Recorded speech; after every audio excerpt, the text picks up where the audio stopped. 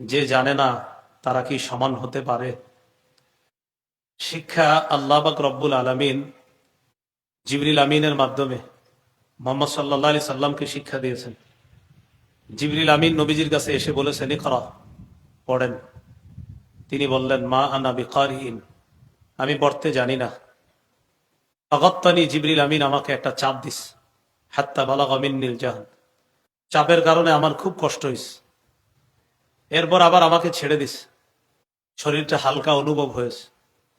আমাকে আবার বললেন, ইকরা, পড়েন। আমি বললাম, পড়তে জানি না। আবার চাপ দিছে, আমার খুব কষ্ট হয়েছে, এমন কষ্ট, প্রচন্ড কষ্ট, জিবরিল আমার ছেড়ে দিছে, শরীরটা হালকা অনুভব হয়েছে। আবার আমাকে বলতেছে, ইকরা, পড়েন। আমি বললাম, পড়তে জানি না। এইভাবে তিনবারের পর জিবরিল আমিন আমাকে বললেন, ইকরা বিসমি রাব্বিকাল্লাযী খালাক, পড়েন প্রভুর নামে যিনি সৃষ্টি করেছেন। নবী বলেন, আমার মুখ থেকে সূরা আলাকের 5টি আয়াত আমার প্রভু, আমার রব, আমার আল্লাহ আমার মুখ থেকে বের করে দিয়েছেন। আল্লাহ পাক রব্বুল আলামিন এইভাবে শুরু করলেন। পড়ার মাধ্যমে নবুয়তের জীবন শুরু হলো। পড়া পড়া, ইকরা, পড়েন। পড়া দিয়ে আমাদের নবীর জীবন, নবুয়তি জীবনের সূচনা হলো। পড়েন। পৃথিবীর সৃষ্টির সূচনা হয়েছে লেখা দিয়ে। সুবহানাল্লাহ।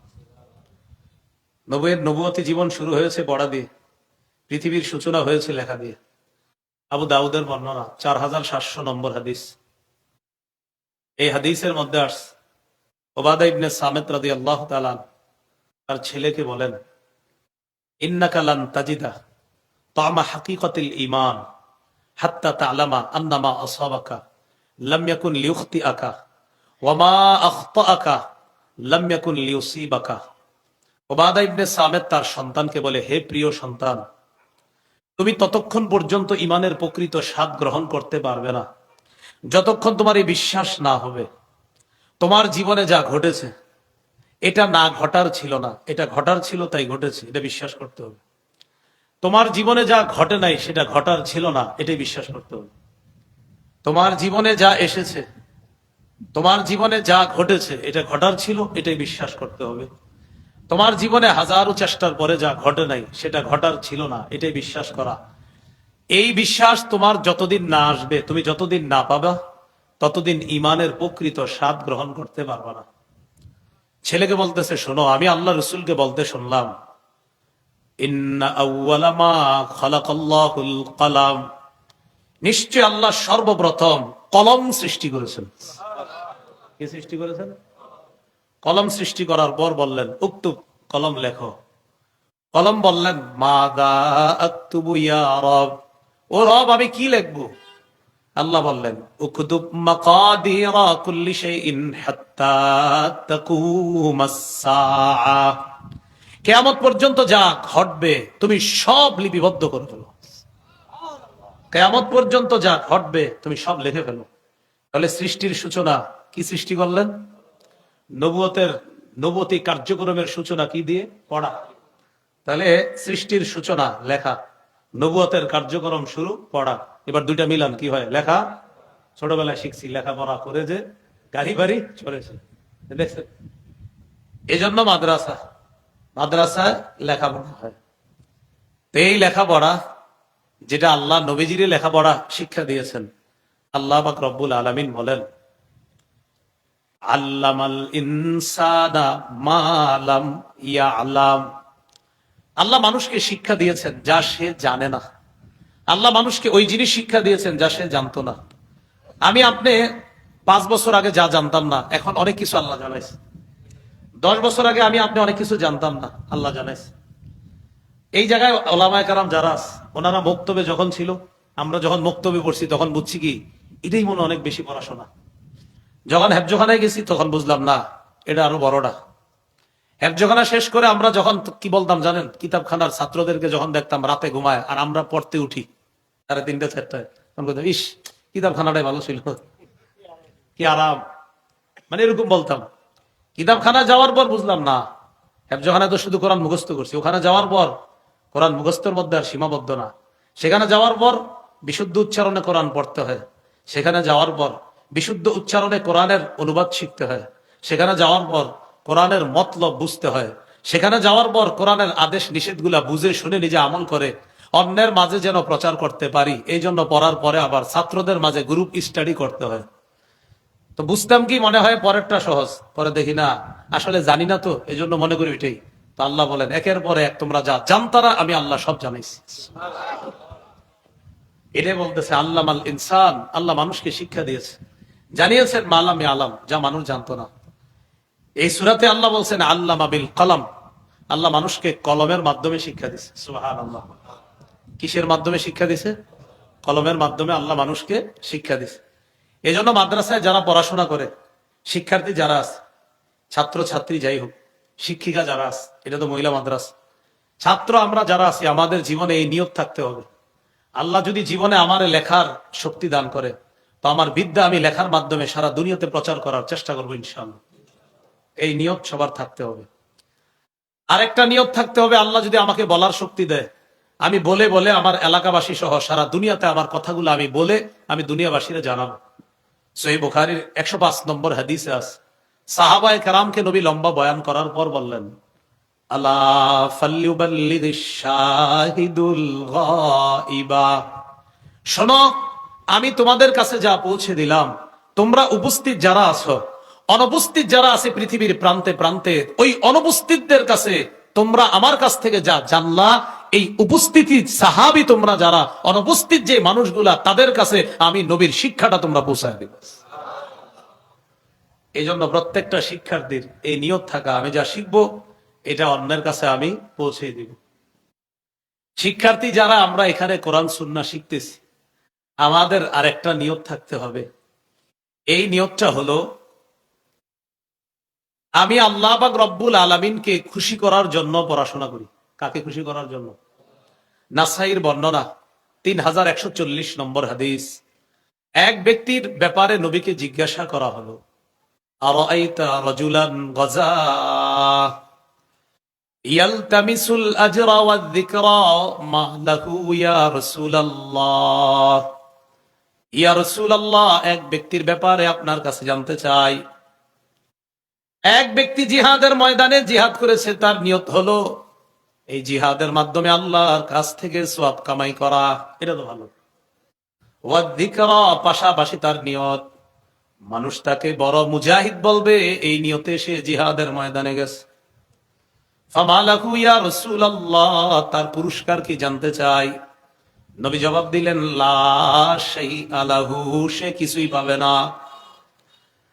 আদাহা সালাসা মাররাত, তিনবার আল্লাহ নবীর কাছে আবার প্রশ্ন করা হয়, হুজুর ওই ব্যক্তির ব্যাপারে জানতে চাই যে ব্যক্তি জিহাদ করছে, জিহাদের মাধ্যমে তার নিয়ত হলো এই ব্যক্তি আল্লাহর কাছ থেকে সওয়াব পাবে, পাশাপাশি দুনিয়ায় তার নাম কাম হবে, মানুষ তাকে বড় মুজাহিদ বলবে, বীর পালোয়ান শক্তিশালী বলবে, তার ব্যাপারে জানতে চাই। তিনবার নবীকে প্রশ্ন করার পর আল্লাহ নবী প্রত্যেকবার জবাব দিলেন, লা শাইআ লাহু, এই ব্যক্তি কিছুই পাবে না, তার আমলনামায় কিছুই হবে না।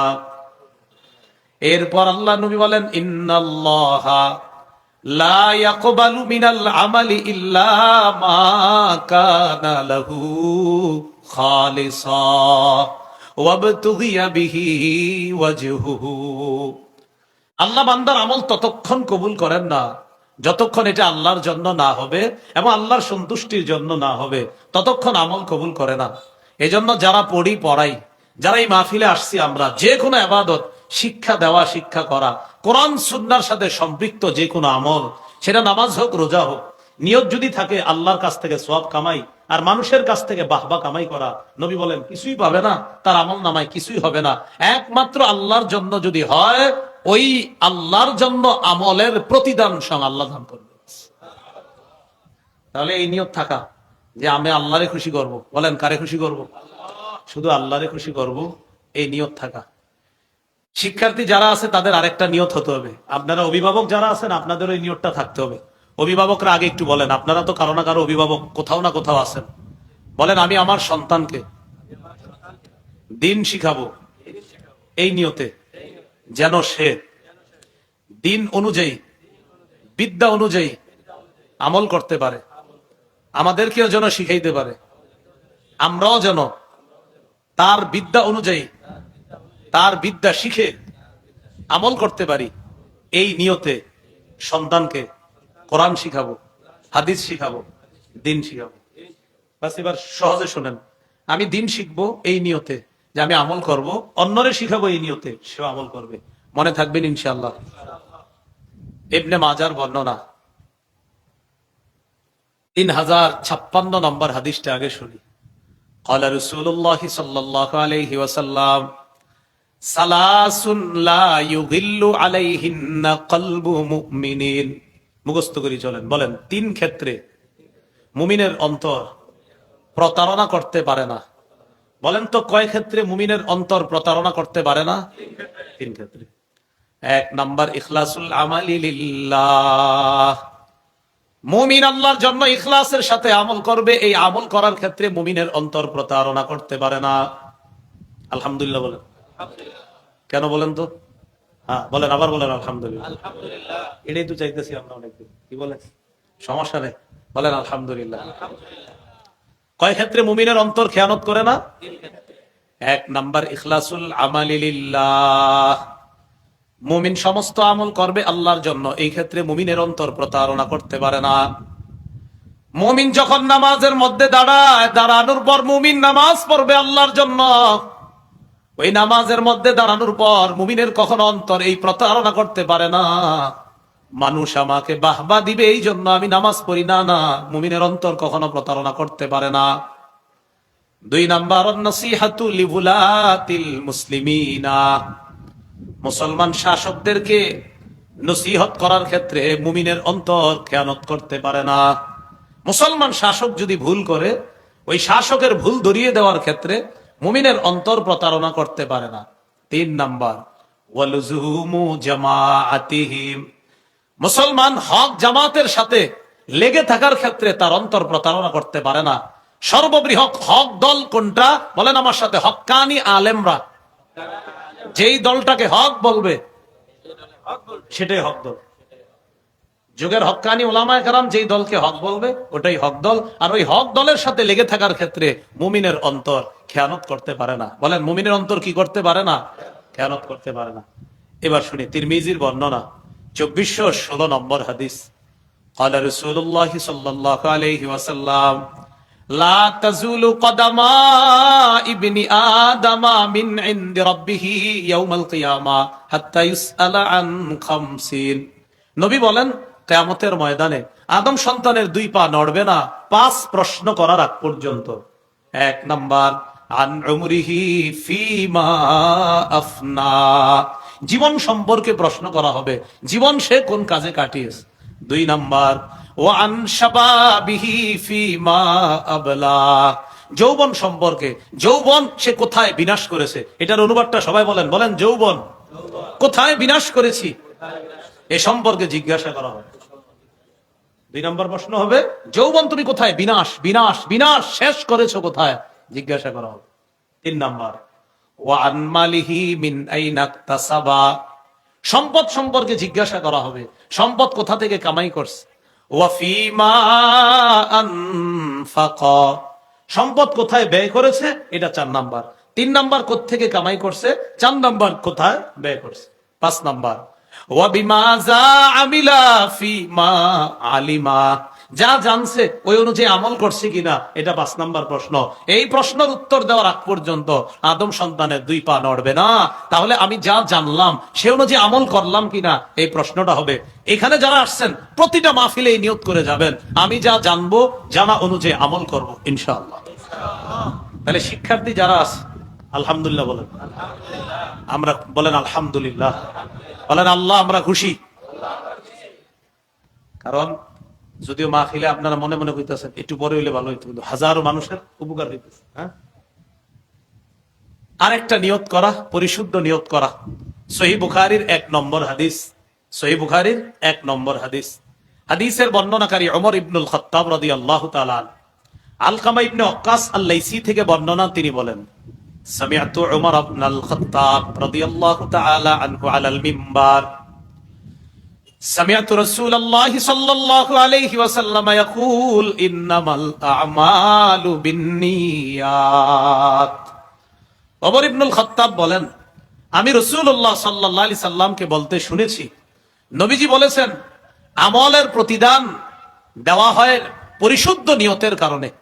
ইন্নামা আমালুল জাওয়ারিহ, ইন্নামাল আমাল মানে আমালুল জাওয়ারিহ, অঙ্গ প্রত্যঙ্গের আমল, এই আমলের তুসাবু সওয়াব দেওয়া হয় বিন্নিয়াত, পরিশুদ্ধ নিয়তের সাথে। তাহলে আমরা যে কোনো কাজ করব, নিয়ত যদি শুদ্ধ হয়, এটার প্রতিদান আল্লাহর কাছ থেকে পাওয়া যাবে। আল্লাহ আমাদেরকে বিশুদ্ধ নিয়তের সাথে আমাদের সন্তানদেরকে প্রতিষ্ঠানে দেওয়া, আমরাও যে কোনো আমল করার আগে নিয়ত বিশুদ্ধ করে যেন আমরা কাজটা করতে পারি, আল্লাহ তৌফিক দান করেন। এবার আমার সাথে বলেন, যে কোনো ইবাদত আল্লাহর কাছ থেকে পাওয়ার আশায় করব।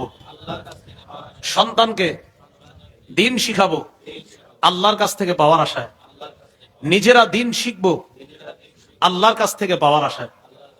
ইবনে মাজাহ 223 নম্বর হাদিস। এই হাদিসের বর্ণনাকারী কাসির ইবনে কাইস তিনি বলেন, কুনতু জালিসান ইনদা আবি দারদা রাদিয়াল্লাহু তাআলা আন ফি মসজিদি দিমাশক ফাআতাহু রাজুলুম ফাকালা ইয়া আবা দারদা আতাইতুকা মিনাল মাদিনাহ মাদিনাতি রাসূলিল্লাহি সাল্লাল্লাহু আলাইহি ওয়াসাল্লাম লিহাদিসিন বালাগনি আন্নাকা তুহাদ্দিসু বিহি আনিন নবী সাল্লাল্লাহু আলাইহি ওয়াসাল্লাম। কাসির ইবনে কাইস বলেন, দামেস্কের মসজিদে নবীর সাহাবী আবু দারদা রাদিয়াল্লাহু তাআলা আনহুর পাশে আমি বসা। এক ব্যক্তি আবু দারদার কাছে আসছে মদিনা থেকে। মদিনা থেকে আসার পর আবু দারদাকে বললেন, ও আবু দারদা, আমি রসুলের শহর মদিনা থেকে আসছি আপনার কাছে। বর্তমানে গুগলে দেখবেন মদিনা থেকে দামেস্ক কতটুকু হয়, প্রায় 1260 উপরে, 67 কিলোমিটার। বর্তমানে দেখবেন এই পরিমাণ রাস্তা অতিক্রম করে আসছে মদিনা থেকে দামেস্ক এক ব্যক্তি। কেন? লিহাদিসিন বালাগানি আন্নাকা তুহাদ্দিসুহু আনিন নবী সাল্লাল্লাহু আলাইহি ওয়াসাল্লাম। আমি জানতে পারলাম একটা হাদিস আপনার কাছে আছে, এই হাদিসটার ব্যাপারে আমি জানলাম এই হাদিস নাকি আপনি আল্লাহর নবীর কাছ থেকে বর্ণনা করেন। শুধুমাত্র এই কথাটা জানার জন্য আমি মদিনা থেকে সুদূর দামেস্কে আসলাম, শুধু এটা জানার জন্য। আপনি নাকি একটা হাদিস নবীর থেকে বলেন, শুধু একটা হাদিস জানতে 1267 কিলোমিটার, একটা হাদিস। তাও আপনার হাদিস জানে, শুধু হাদিসটা যে উনি বলছে এটা যাচাই করার জন্য হাদিস জানে, তা আপনি নাকি এটা বলছেন এটা জানতে আসছেন। তো সাহাবী অবাক হয়ে কয়, আমা যা আবিকা তিজারত, তুমি কি কোনো ব্যবসার জন্য আসো না এখানে? কয় না। ওয়ালা যা আবিকা গায়রুহু, তুমি কি অন্য কোনো কারণে আসো নাই? কয় না, শুধু হাদিসটা যাচাইয়ের জন্য, আসলে আপনি নবীর থেকে বলছেন কিনা বাস একটু জানতে আসছে। আমরা পড়াশোনা করি, আপনার এখন খালি খুঁজি অ্যাডভারেজ শীতাতপ নিয়ন্ত্রিত মাদ্রাসা কি নাউজুবিল্লাহ, কষ্ট নিন না কেউ, এটা মানে খুঁজি যে সন্তানদের শীতাতপ নিয়ন্ত্রিত জায়গায় দেবে। কি শিখলেন অভিভাবকরা? কয়টা হাদিস? হাদিস উনি জানে, শুধু যাচাই করার জন্য যে এটা নাকি আপনি নবীর থেকে বলছেন, বাস একটু জানতে আসছে। যার কাছে জানতে আসছে সাহাবী অবাক হয়ে কয়, এই মিয়া তুমি অন্য কোনো কাজে আসো নাই? কয় না, একটা হাদিসের জন্য। কয় হ্যাঁ, একটা হাদিসের জন্য। গুগল করে দেখেন, প্রায় 1200 কিলোমিটারের উপরে আসছে একটা হাদিসের জন্য। এই জন্য তো ওনারা এলেম পাইছে।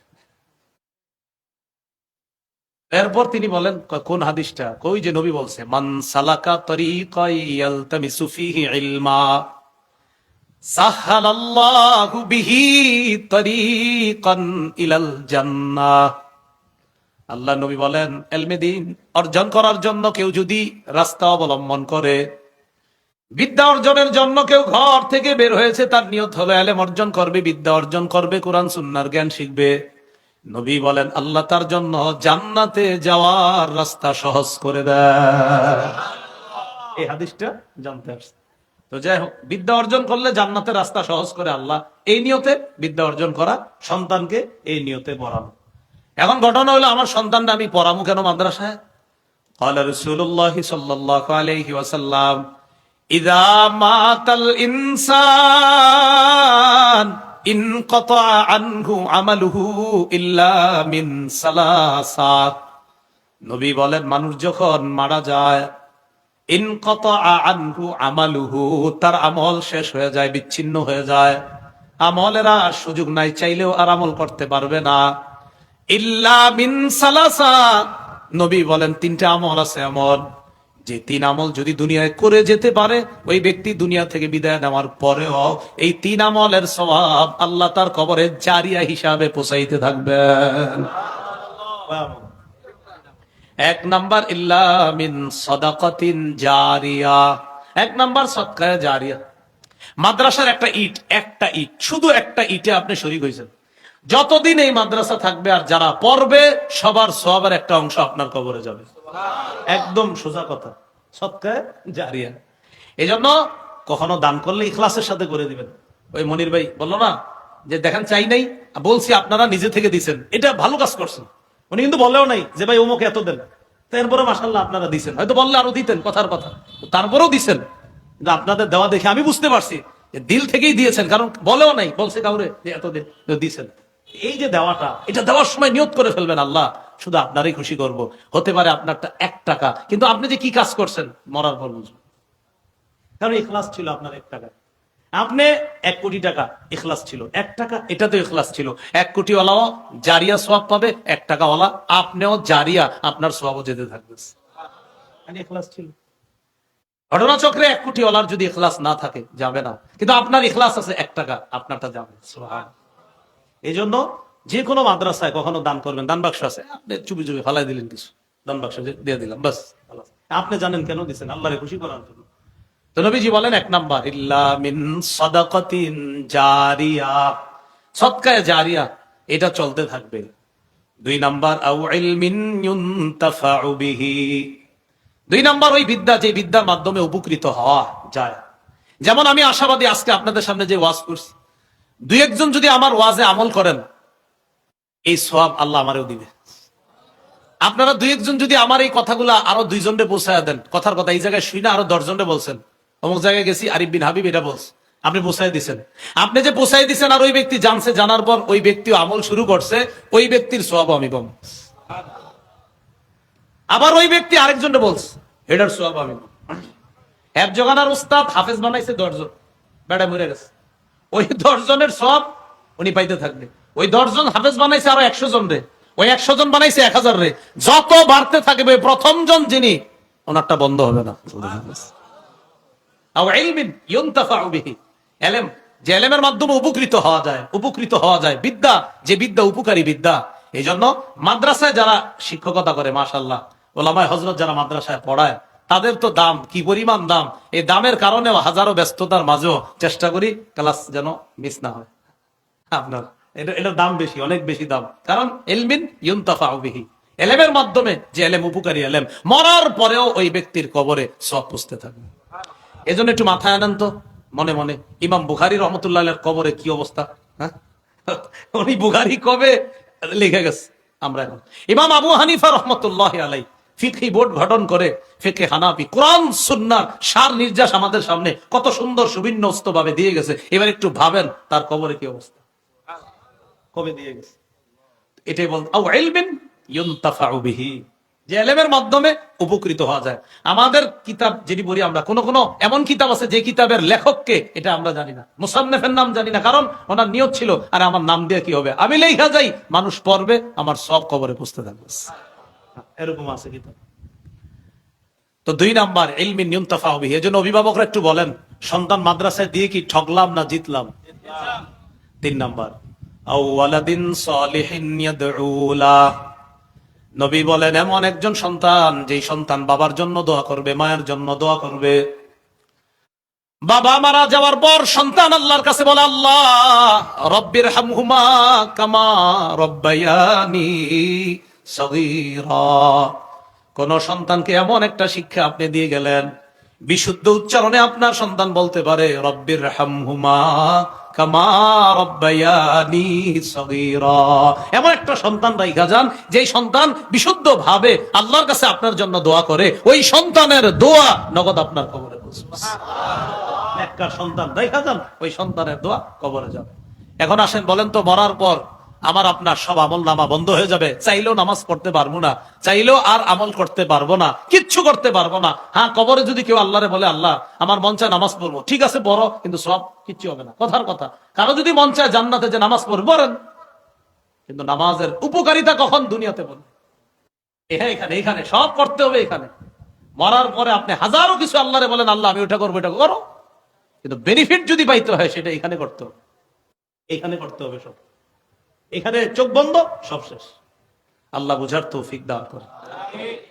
তো বলছিলাম মারা গেলে তিনটা জিনিস থাকে, এই তিনটার মধ্যে একটা হলো এলেম, যে এলেমের মাধ্যমে উপকৃত হওয়া যায়। তো আপনার সন্তানকে কোরআন সুন্নাহ শিখাল, যেটার মাধ্যমে উপকৃত হবেন। আরেকটা, নেককার সন্তান রাইখা যান, যে সন্তান আপনার জন্য দোয়া করবে। এবার আসেন, কেন রাইখা যাব? আমার সাথে বলেন, আমরা কিছুই ছিলাম না। বলেন, বলেন, আমাদেরকে অনস্তিত্ব থেকে অস্তিত্ব দান করেছেন আল্লাহ। বলেন তো আমরা কি ছিলাম? বলেন, কিছুই না। আমরা কি ছিলাম? কিছু বানাইছে কে? আমরা কি ছিলাম?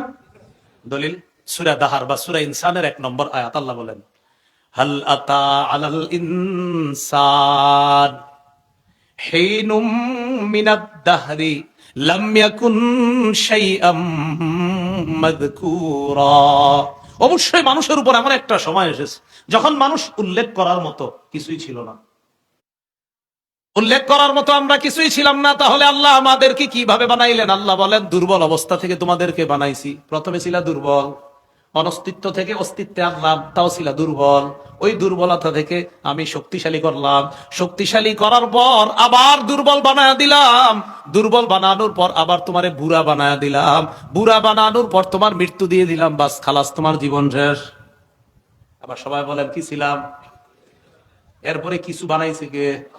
এই দুর্বল বানাইছে কিছু একটা। এরপরে দুর্বল অবস্থায় আসছি, আসার পর এটা থেকে আল্লাহ বানাইছে।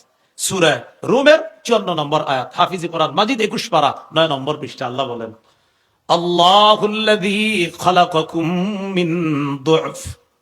আল্লাহ ওই সত্তা যিনি তোমাদেরকে দুর্বল অবস্থা থেকে সৃষ্টি করেছেন। সুবহানাল্লাহ। এরপর আল্লাহ বলেন, সুম্মা জাআলা মিন বাদি দু'ফিন কুওয়া।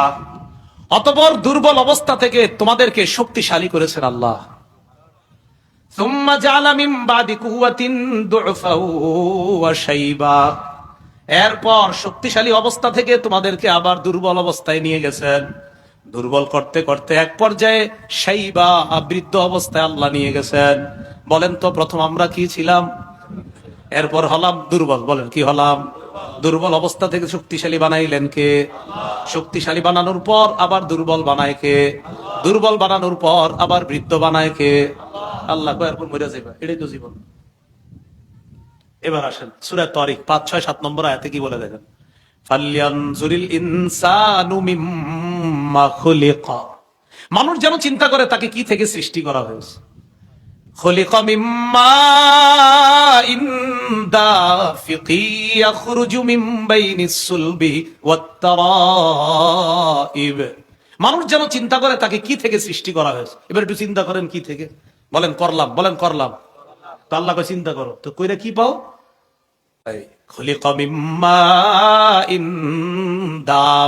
আল্লাহ বলে তাকে সৃষ্টি করা হয়েছে সবেগে নির্গত স্খলিত পানি থেকে, শুক্রবিন্দু থেকে তাকে সৃষ্টি করা হয়েছে। তাহলে চিন্তা করে এটাই পাইলাম, যে চিন্তা করো তোমাকে কি থেকে সৃষ্টি করা হয়েছে। চিন্তা করে পাইলাম মিম্মা ইন দাফিকিন, সবেগে নির্গত, সবেগে স্খলিত পানি থেকে সৃষ্টি করা হয়েছে। কিভাবে বের হয়? ইয়াখরুজু মিন বাইনিস সুলবি ওয়াত তারাইব। যা নির্গত হয় পৃষ্ঠদেশ থেকে এবং পাঁজর থেকে নির্গত হয়, হওয়ার পর উভয় শুক্রবিন্দুকে আমি আল্লাহ একত্রিত করে মায়ের রেহেমের মধ্যে রেখে এরপর সেটাকে আমি আল্লাহ আস্তে আস্তে মাটি আর পানির মিশ্রণ করে, প্রথমে পানির মধ্যে ফেরেশতা দিয়ে সামান্য মাটির প্রলেপ দেই, এরপর সেটাকে সেখানে আমি আল্লাহ রক্তপিণ্ড বানাই, রক্তের পর মাংসপিণ্ড, মাংসপিণ্ড চাইলে এটা গঠন হবে, আমি আল্লাহ না চাইলে গঠন হবে না, গঠন না হওয়ার আগে অ্যাবর্শন হয়ে যাবে, বাকি যদি আমি চাই গঠন হবে। হওয়ার পর মায়ের রেহেমে রেখে দেই, রেখে দেওয়ার পর বাচ্চার নাভি দিয়ে একটা পাইপ বের করে মায়ের পেট থেকে রক্ত পাইপ দিয়ে তার পেটে যাওয়ার ব্যবস্থা করি। এটা আবার আল্লাহ বলছে সূরা হজের 5 নম্বর আয়াত, ইয়া আইয়ুহান নাস ইন কুনতুম ফি রাইবিম মিনাল বাস। হে মানুষ, তোমরা যদি পুনরুত্থানের ব্যাপারে সন্দিহান হও, ফাইন্না খালাকনাকুম মিন তুরাব, মনে রাখবা আমি তোমাদেরকে মাটি থেকে সৃষ্টি করেছি। মানুষ সন্দেহ করে মাটির সাথে মিশে যাওয়ার পর আবার আল্লাহ কিভাবে সৃষ্টি করবে, পুনরুত্থান করবে। আল্লাহ কয়, বেটা তোরে তো বানাইছি মাটি দিয়ে। কি কয়? মাটি হয়ে যাব আবার পুনরুত্থান। আল্লাহ কয়, তো তোমারে বানাইছি কি দিয়ে? মানে আপনি যে আছেন, আপনি কি তো আপনি কইতাছেন মাটির পরে আবার পুনরুত্থান। আল্লাহ কয়, তো তুমি আসোই তো মাটি। হয় মাটির সাথে মিশে যাব আবার পুনরুত্থান। আল্লাহ কয়, তো তুমি আসো কিসের? তো যে আল্লাহ আমি তোমারে কোনো কিছু না থেকে মাটি দিয়ে একটা রূপ দিলাম, এখন তো তোমার রূপ স্যাম্পল আছে, তো তোমারে বানানো তো আমি আল্লাহর কাছে কোনো ব্যাপার না। আল্লাহ বলে, যদি পুনরুত্থানের ব্যাপারে সন্দিহান হও, ফাইন্না খালাকনাকুম মিন তুরাব, আমি তোমাদেরকে তো সৃষ্টি করেছি মাটি দিয়ে। সুম্মা মিন নুতফা, এরপর শুক্রবিন্দু, ওটা বলছিলাম, শুক্রবিন্দুর মধ্যে ফেরেশতার মাধ্যমে আল্লাহ মাটির প্রলেপ দিয়ে দেয়, সেইভাবে আল্লাহ সব মিশ্রণ করে এরপর কি করে দেখেন, সুম্মা মিন আলাকা, এরপর রক্ত থেকে জমাট রক্ত, সুম্মা মিন মুদগা, জমাট রক্ত থেকে মাংসপিণ্ড, মুখাল্লাকা, পূর্ণ আকৃতি বিশিষ্ট, মানে মাংসপিণ্ডটা পূর্ণ আকৃতি বিশিষ্ট হবে যদি আমি চাই, অথবা পূর্ণ আকৃতি বিশিষ্ট মাংসপিণ্ড হবে না, মানে আমি আল্লাহ যদি না চাই হওয়ার আগেই এটা অবসান হয়ে যাবে, এই বাচ্চা হবে না। হয় না এরকম? হবে। আল্লাহ বলে, এটা কেন করলাম? লিনুবাইয়িনা লাকুম, তোমাদেরকে বয়ান করার জন্য। ওয়ানুকিররু ফিল আরহামি মা নাশাউ ইলা আজালিম মুসাম্মা, আমি যতদিন চাই তোমাকে মায়ের রেহেমের মধ্যে রেখা দেই ওই মাংসপিণ্ডটা নির্দিষ্ট সময় পর্যন্ত। সুম্মা নুখরিজুকুম তিফলা, এরপর শিশু অবস্থায় তোমার মায়ের পেট থেকে আমি আল্লাহ তোমাকে দুনিয়াতে বের করে দেই। কি অবস্থায় বের করে? বের করার পর কি করে? সুম্মা লিতাবলুগু আশুদ্দাকুম, লালন পালন করি পরিণত বয়সে উপনীত হওয়া পর্যন্ত। ওয়া মিনকুম মান ইউতাওয়াফফা, পরিণত বয়সের আগে কেউ কেউ মারা যায়, আছেন?